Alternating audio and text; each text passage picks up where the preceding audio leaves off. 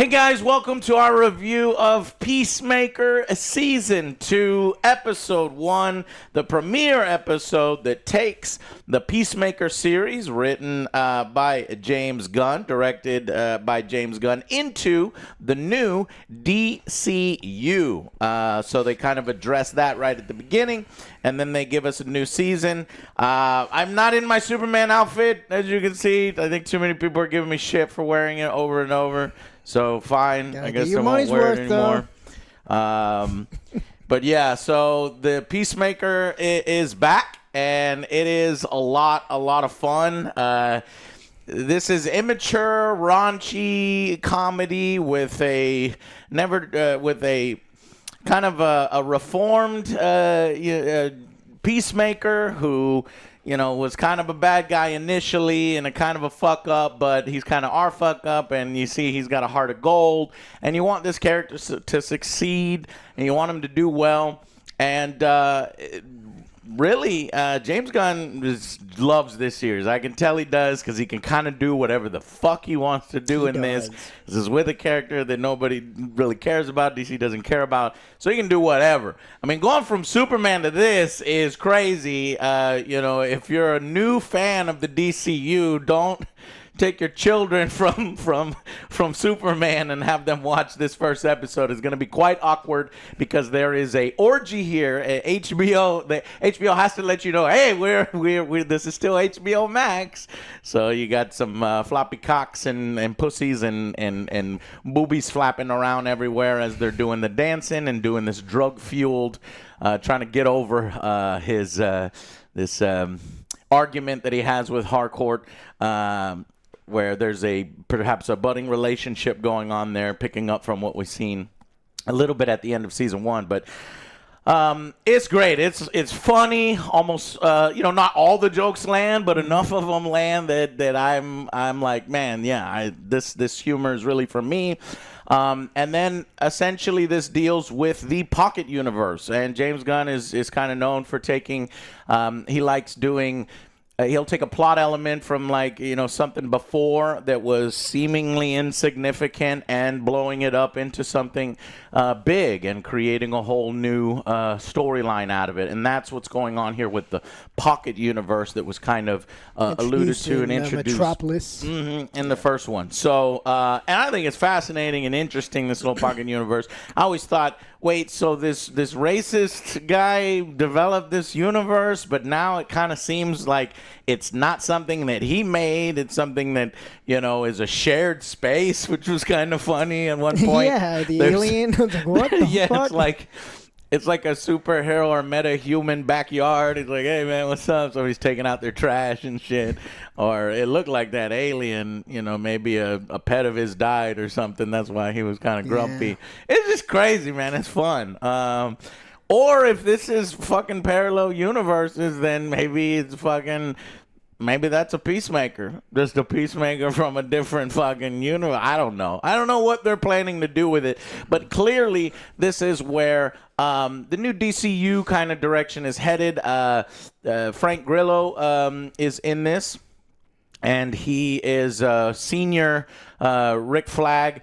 And he is basically monitoring Peacemaker and detects these alternate dimensions or these pocket universes, because they literally just went through Superman. So this ties directly from Superman, where Superman, the Luthor incident they call it, where there's a dimension almost tore apart a city in Earth. Yeah. They're gonna crack down on this, and so they're kind of zeroing in on him, and only because of his friends, the supporting cast from season 1 return. I love everybody returning.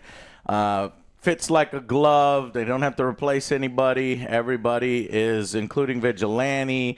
Everybody's kind of in a worse place except for Economos. He kind of is still with his shitty job. And we're seeing, the fallout of season 1, which is essentially saving the world, but not really getting any credit for it. And the Justice Gang making a cameo here.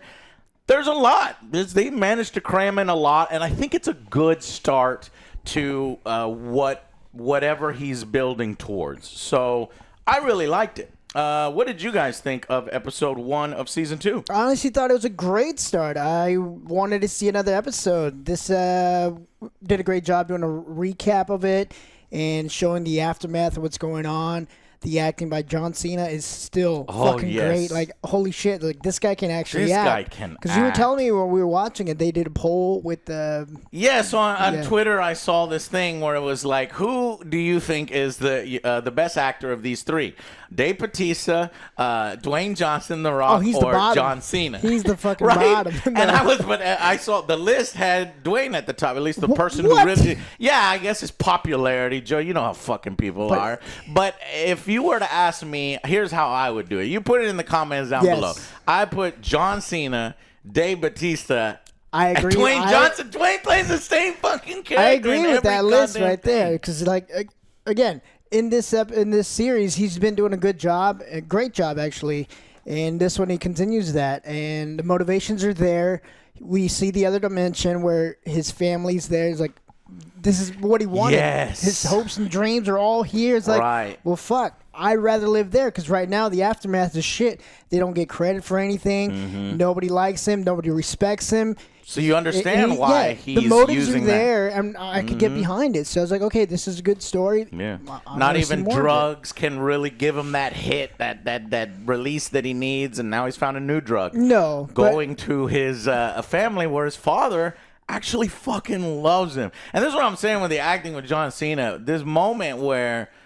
Is it what's the Terminator guy's name? Robert. Robert says, he this moment where he's passing, he's like, "Good night, son," and he grabs his ear like a kind of a loving thing. He's like, "Love you." Yeah, and he just starts like kind of like the tears and like, damn. John just cracks up, you know, and he's crying, and you feel it. Then seeing his brother and everything is like that's a great fucking moment.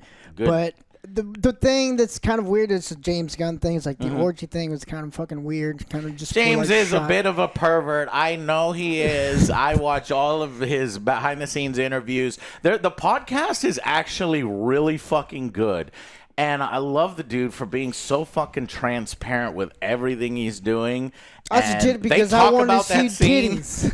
Yeah, his wife is there too as he's talking about the scene and what he wanted in it. I get it. She's pretty, you know, the same way. She's free. She likes taking her clothes off. She's like, I'm comfortable with this kind of stuff. I know some of my friends aren't.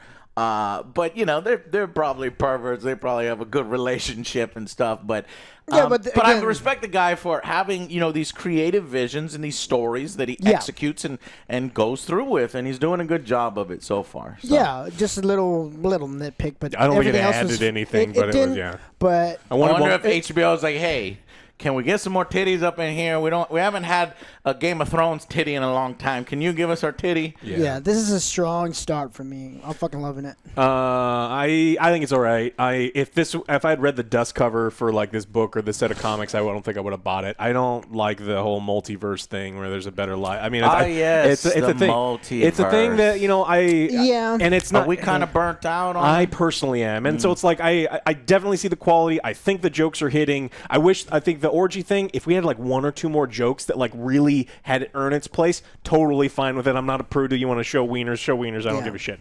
And so like I think pussy too, which I'm glad because they never fucking show. There's always man dick and man butt. Like, now you got some gyrating titties and pussies, full frontal. It's like, all right, well at least he's, you know, I don't know why that's a trend. It's everybody. The boys scene was fucking intense too.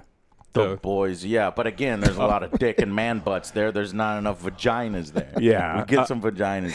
Yeah, so he's doing all these things. There's nothing about this story that has me hooked. I do think that the Justice Gang stuff is funny. I think if you're up for this kind of story, then you're going to have a great time. Like, you guys seem like you. Yeah. But it's like, I am not at this point at all interested in this story. I probably wouldn't watch episode 2. I watch it just for these characters. Well, so honestly, it's like, I don't really care the overarching thing. I hope it ends somewhere good, but I'm just curious. I don't really like love stories and all that by default, but I'm actually kind of interested in the hardcore John Cena thing, what dramatic things can be mined from that. I'm also interested in, Peacemaker never really getting his due in wanting to be a hero. And he's just getting rejected over and over and over. Could this lead to him eventually saying, well, fuck this then? That's why I'm more lenient towards this. Like, but I'm with Alex again. I hate this whole fucking multiverse shit. But just because you hate the multiverse shit? I do. Wow. But like I don't hate the multiverse shit. Yeah, but I understand being tired of it because we got it. So it's not really fair. It's been done a lot and a lot. MCU has done it a lot, and it just sucks. Like if you're a creator and you're a storyteller in the DC universe, and you're like, I got these really great multiverse. No, I don't want to fucking hear it. Because it has been mine. Zombie games. I get it. It is zombie games. We're tired of zombies, and now that zombies haven't really been out, I'm more willing to a zombie game because it's not as played out. And right now, multiverse stories are played out. They are, but I'm more lenient because I do want to see Chris, Me too. His up and coming. And it's like, this is what he wanted. And I feel for the guy, and I'm along for this journey. Yeah, it's a possibility that they're going to vary from the formula, but the formula is the same every single time. Where he's going to go over there, he's going to get sucked into it. It's like a drug. He's not coping with his normal things.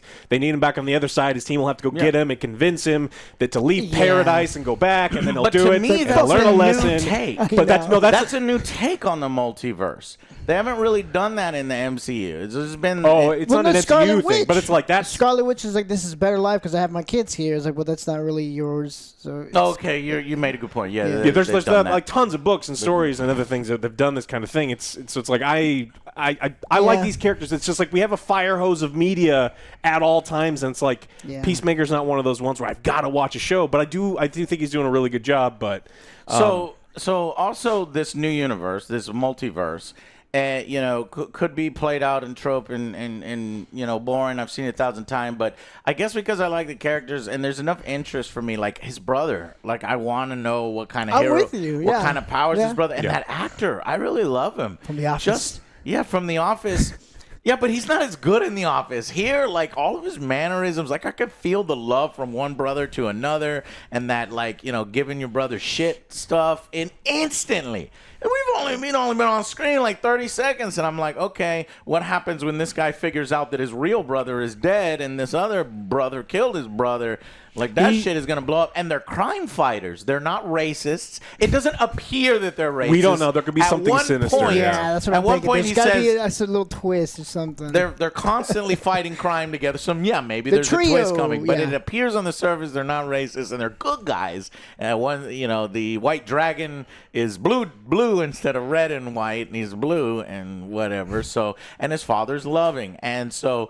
I'm sure it's fun for that actor, his father, instead of being this racist piece of shit, to play like a loving father, and he nails it. He nails the piece of shit last season. He nails the loving father this season. And so when you got compelling characters and you got good actors in the roles, it doesn't matter so much that we're doing a multiverse. I get it. I am kind of tired of that. So where do you think it's going, though? Where do you think Frank... Pretty much what he said. He gets wrapped up They need him back. No, we know that. But how does it affect the greater DCU? Or you don't think James gives a shit about that? He's just telling a smaller story. I think and it'll minimally impact the rest of the smaller story. Yeah, okay. Yeah, because it's not like in MCU where like, okay, but then this connects to this. Oh, and then at the end they reveal 17 other multiverses. And here we do the Infinite Crisis. No, we're not doing that. I think Supergirl shows up. Supergirl already showed up. So but I mean, like shows up, yeah. No, I don't think. You got to cross-pollinate. This whole thing is about cross-pollination. I don't think he can help himself. Well, if you're talking about cross-pollinating, hold up, let me go run and get my Superman costume. You got to build up some hype for the movie. You think Superman will cameo? Because no one's.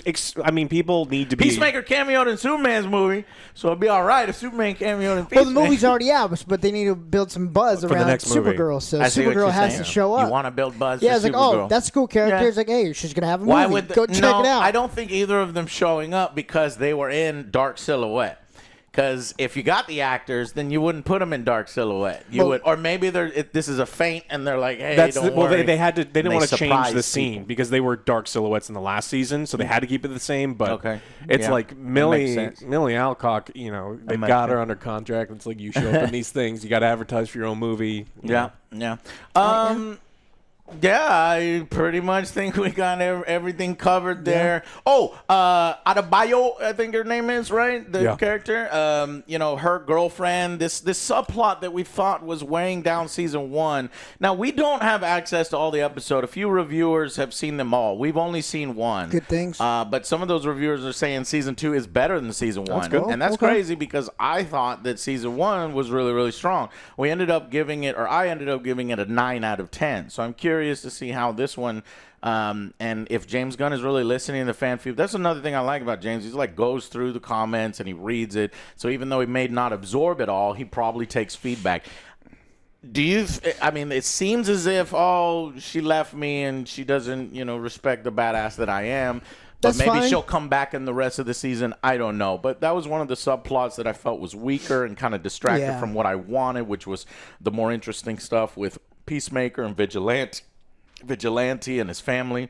And it looks like that's what they're going to focus on right here. Another focus is the fact that Harcourt's falling apart, and she goes to a bar and she just picks a fight. Yeah. And frankly, she's being a piece of shit. She cripples the dude. I know that she's going in there and the dudes, they're filming in a way where they're hitting on her and being fucking dicks, but she's the fucking dick. And she goes too far. The guy's like, all right, calm down now. And she's like, like fucking crippling people. She has toxic masculinity. She does have toxic masculinity. They do that funny joke and shit there. Like, how do I have that? I have a vagina. Well, clearly you do. You have issues you need to work out because in order for her to feel something, she just goes to gets her ass kicked. And then when she's thrown out of the bar and she's looking up, she smiles because she's feeling something. Yeah, and everyone's so she's at on their the lowest. down, Everyone is. And John is kind of on the up. He's no longer feeling, or he's getting an idea of who he is and who he wants to be.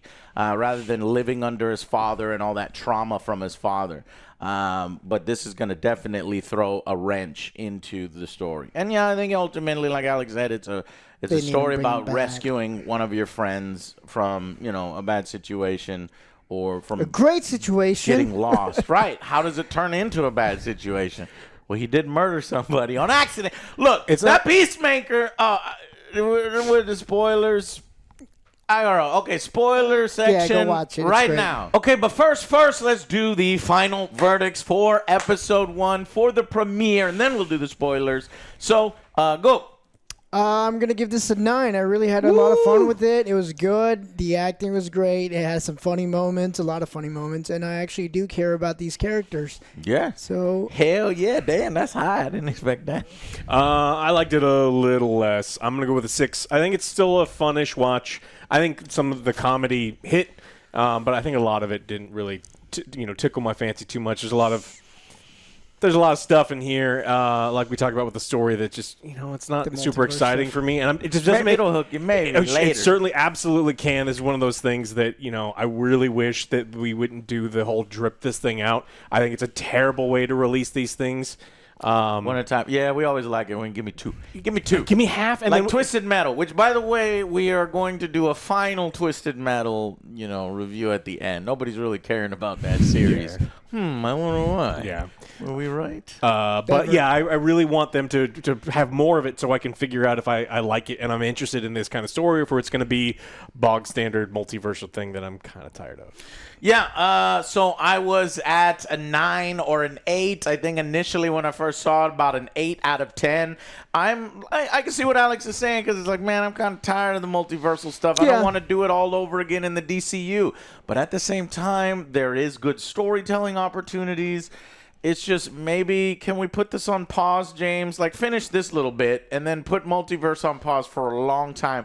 You can bring it back. You want to do Infinite Crisis because you got Supergirl, you got Superman. You can do all that stuff in the future. But because the MCU kind of minded it mind all that stuff, then yeah. And then it was a little jarring with the orgy scene, which you guys are right, kind of a little out of place. But he's like, here's your ass and titty count and your pussy count. Snowflame would have been like what, perfect. Yeah, exactly. It just needed that one little thing. But man, I actually really thought it was kind of a well done, integration. Obviously, cutting out the DCEU cameos, putting in the DCU. It feels like we plugged in, we hit the ground running. I'm gonna end on a 9 out of 10 because I really, really like it that much, and I think that this was an opportunity for it to fumble or the tonal to change and feel different. But like I said, I think with James Gunn's passion project, he knows exactly what he likes out of this and what he wants to do with it. And so far, it's just like a feel-good thing. It's like, oh man, it doesn't even feel like it was 2022. You know, it's 2022. This is like 3 years ago. And it's like getting right back into it. And I'm going to be pretty happy over the next few weeks. Hopefully. Because, it could spin its wheels. You never know. All right, guys. Well, that is the final verdict. So, as I was saying before, let's just get into spoilers or breakdowns and stuff right now.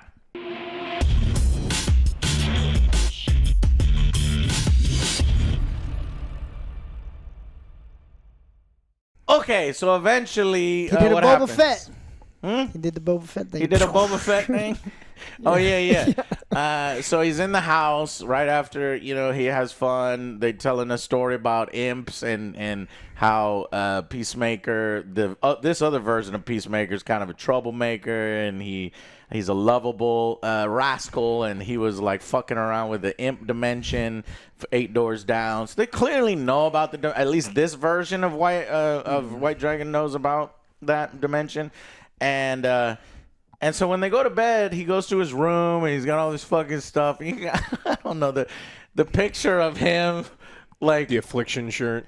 He's like he looks like a douchebag, right? Oh, for sure. Even though he's like in the good, maybe that's how they're gonna figure the bad guy. If everything's flipped. Yeah, he truly is a piece of shit, while our Peacemaker is truly good pieces. So it lessens the impact that he accident. To be fair, he was defending himself because this guy is not stopping. He's like, "You're a fucking shapeshifter," and he's like, "No, let me explain. Let me say," and they won't. He's just beating it up and using his jetpack. It's actually a pretty cool scene. Yeah, the technology he has now with the stars, the fucking grinding thing. I was like, "Holy shit!" They look more like.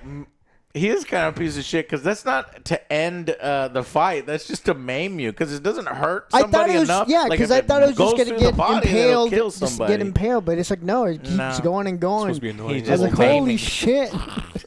Yeah, so that was fun little scene. But eventually, he's just beating his ass. And they do the body double thing really well. You can't. It's a seamless transition, well executed. Whoever they got a body double for John Cena has almost the exact same body type.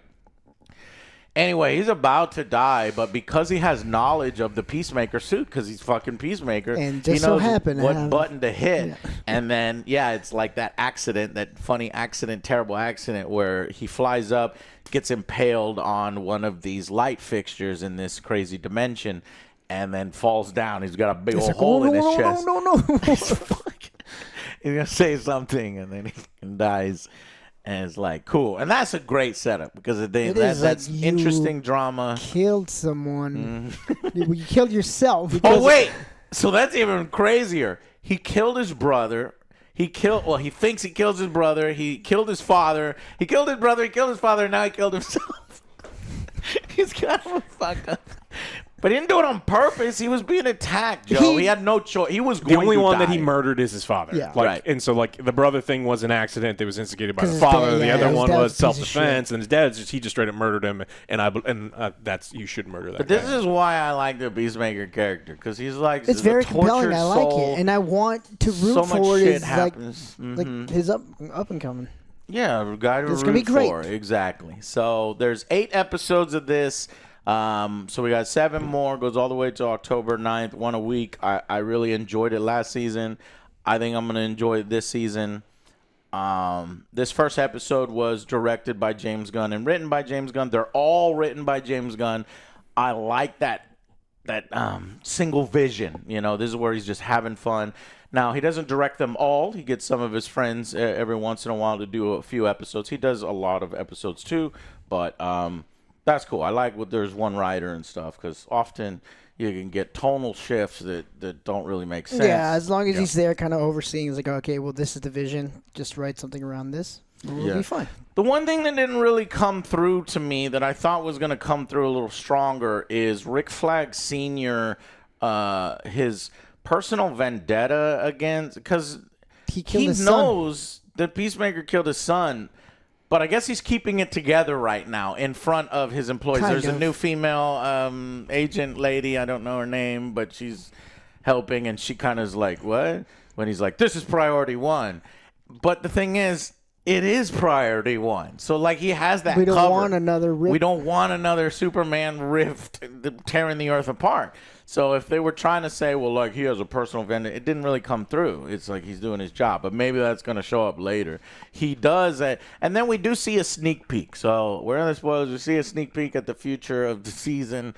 So he hides the dead body of the original, and then he goes and takes his place. So there's probably some adventures of them fighting crime together. He's like, this is great. Yeah, they do. Then they're taking pictures together. So he's living the dream. Until he finds something sinister, or do you think he just gets hooked and they truly are? Interesting. I like both ways, but I think the sinister. No, because these have to. It's an altered dimension. They have to be different, right? I guess they don't have to be different. They don't have to be racist, but their wearing? technology can be powered through like the eyes of orphans or something crazy, right? Something James Gunn would do. Interesting. And then it's like, oh my god, he was wearing affliction shirts. Yeah. Or I thought they would find out that he did kill their brother, because they go to the multi-dimension, they find the dead body, and then they imprison him because they're crime fighters. And you fucked up, and so then Harcourt and everybody, the 11th Street kids or whatever they're called, has to go and they'll find rescue him or something. Yeah, Hardcore has to go and bring them Chris. Okay, but you see how that's a smaller scale? It's not I'm okay really with a big it, threat. You're okay with me too. I was just setting you up. It's like, does everything have to be the world-ending alien invasion body snatchers where the Justice League shows up? You did that the first season, like you stopped the alien invasion. It's fine, so let's just tone it down and just have fun. If you're in a room and you're a creative and someone's like, this is the sequel, we got to do something bigger and better. I want you to hit someone, hit that person in the face until they're dead. Fast and Furious. Because that's how we get Fast and Furious being now the stupidest thing that you watch. I want them to go to space. Yeah, so it's like not everything has to be about like the world ending. Now it has to be about all worlds ending, and then all the multiverses all at once. It's like, no, you don't. Just write a good fucking story and it can be fine. Yeah. But I do want them to go to space and Fast and the Furious. They did.